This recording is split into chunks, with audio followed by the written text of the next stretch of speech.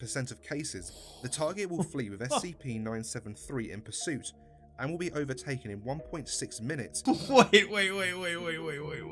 I remember when I was 16 and I had just recently got my driver's license. I was a pretty brave kid. Not brave to the point to where I would do anything that I felt was dangerous. More like naive to the fact that what I was doing was very dangerous, and I in fact was mortal, just like everybody else. I took my mom's Buick Skylark out one day and decided I wanted to see how fast it would go. So I'm driving down one of the highways, you know, no traffic in sight or whatever, and I believe it was at a pretty early morning hour. We kind of lived in the country, so where we were at, there wasn't really any, I would say, heavy traffic, you know, and the highways were pretty spread out. Typical 2-lane highway, but pretty wide with shoulders on the side. That way, I was, you know, it put me in the state where I would think to myself, there's no way I'm gonna get in an accident or anything like that. And before you jump to conclusions, I did not get in an accident. I did, however, get a big fat speeding ticket, and I remember being extremely scared. And it wasn't scared like people are scared of police officers nowadays. And please try to keep your controversial comments to yourself for the comments. I know this is a crazy time we live in. I'm not trying to bring up anything real sensitive, but at the time I was scared of the police because I was afraid of what they could do to me in the terms of giving me a ticket and making me having to face my parents, which they did, and I did. And from what I remember, the state trooper that pulled me over was very, very professional, you know. He asked me how fast I was going. He asked me if I knew how fast I was going, and I said no, because when I saw him, I actually not slammed on the brakes, but I started to slow down rapidly, but it was too late, right? I didn't admit to him what I was doing, which was trying to see how fast the car would go. But I remember getting the ticket 70 miles per hour in a 50 mile per hour zone. And it was, the fee was pretty excessive. And I remember having to figure out about how to keep it off my insurance and having to tell my mom and dad about it and how upset they were and stuff like that. And again, to this date, I never told them. So mom and dad, if you're watching this, that's how I got my first ticket. Every ticket I ever got after that wasn't because I was trying to go fast. I had learned my lesson. It was all by accident, but I got quite a few speeding tickets as I aged. Anyway, the point that I'm trying to make is, you know, police, and when they pull you over, it could be a very, very scary experience because you almost certainly know that you're in trouble most of the time. Most of the time, you were doing something that is against the law, and that's why they pulled you over. Every once in a while, you get pulled over by a police officer for something like a burnt headlight or suspicion or something like that. But most law-abiding citizens that are driving that get pulled over by a police officer is due to making a traffic violation, and that's what I was guilty of that day. So, what if this police officer was an SCP? Like, I'm talking about something that is really, really, really bad. A hostile police officer. We know about those too. Again, please refrain from too many controversial comments.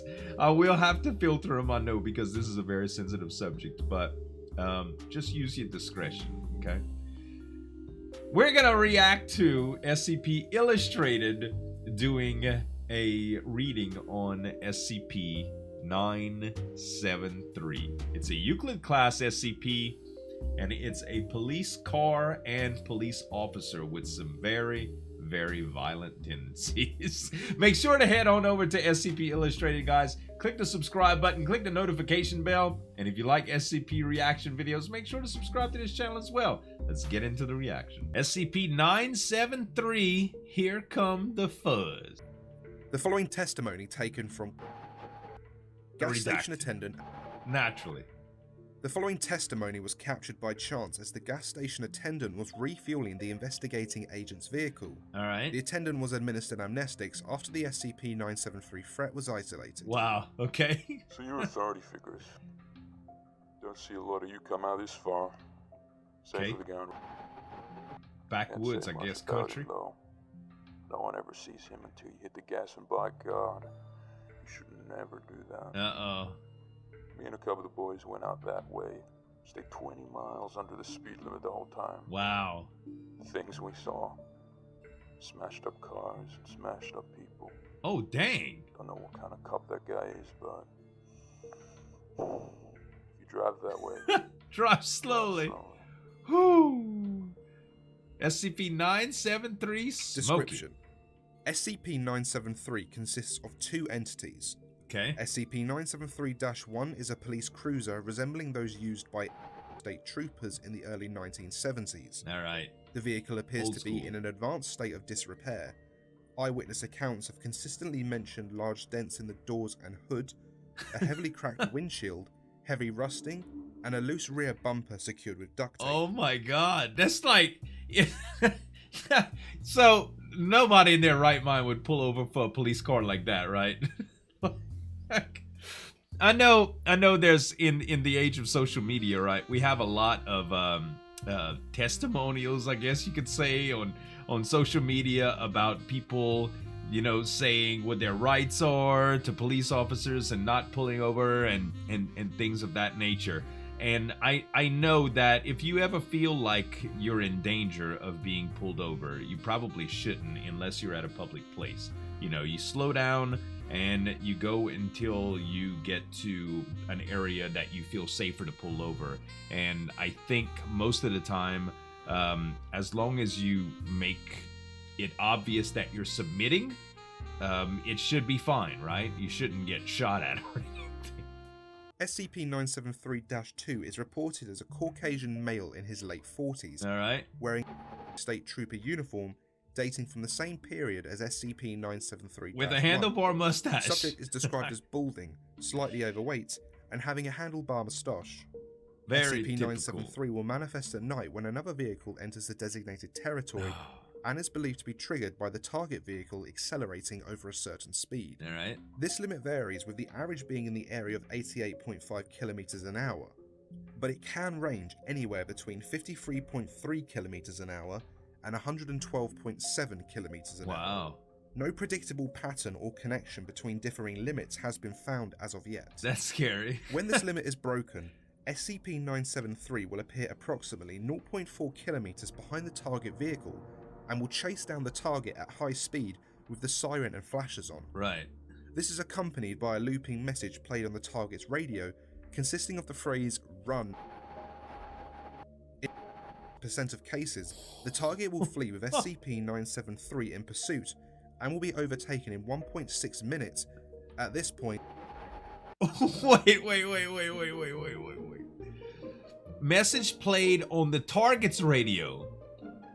In other words, your radio starts playing? Run expletive deleted. I can only assume that is run, bitch. Oh, God dang it. the remains of 34 individuals and 19 vehicles have been found within 6.4 kilometers of the affected roadway. God dang. The range of damage done to the bodies include evisceration, rape, and 3 cases where the body has been damaged by the impact to the point that visual identification Oh my was impossible. God. 5 survivors are within Foundation custody, all suffering from varying degrees of mental trauma. Oh my God. The recovered vehicles showcase heavy impact damage, both environmental and inflicted, and severe burn damage to the interior. Special containment procedures. We're gonna hear what the survivors said? SCP-973's nature precludes it from full containment within the Foundation. Right. Due to the danger it presents, the 60-kilometer stretch of US route on which it is known to manifest is to be under satellite surveillance at all times. All right. Any vehicles attempting to travel the designated section of highway between 2200 and 0430 are to be diverted to the detours at exits All right. That makes sense. by Foundation personnel. Trespassers are to be forcibly arrested and detained if the need arises. Yeah, like Area 51, Addendum man. 1. Destroying the roadway affected by SCP-973 has proven ineffective. All right. The demolition of part of State Route in 1983 led to SCP-973 relocating itself to its current position. All right. So it just switched roads. Addendum 2. 8th of or 2000. places. Attempting to capture and contain SCP-973 fails, resulting in the death of 9 agents. Oh god. SCP-973 is believed to be wounded, but is not incapacitated, Alright. reappearing 9 days later. First-hand Look at accounts this thing, indicate a change in SCP-973-2's appearance, as shown in this excerpt from the post-mission interview of Agent. Okay, good. I can't really say. He just looked different. His eyes were red, I remember that, and his mouth was just this black hole. Oh god. No teeth, no tongue. Just a hole. I was too busy shooting at him to get a better look. He's a demon cop, man. Addendum 3. SCP-973's area of effect seems to be expanding, as does the window of time that manifestations occur. Uh-oh. Security protocols have been adapted to this. Alright. And that concludes SCP-973. God dang, man. Look. If that don't make you not want to speed, I don't know what does, man. The feeling of getting pulled over is a feeling of dread, right?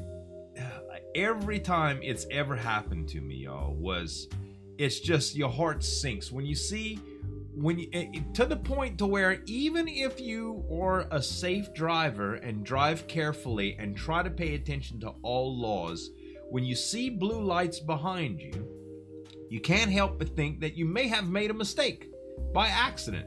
Because I've gotten a number of traffic violations in my life, right? And every single one of them, except for the first one, I did not mean to get. I'm serious.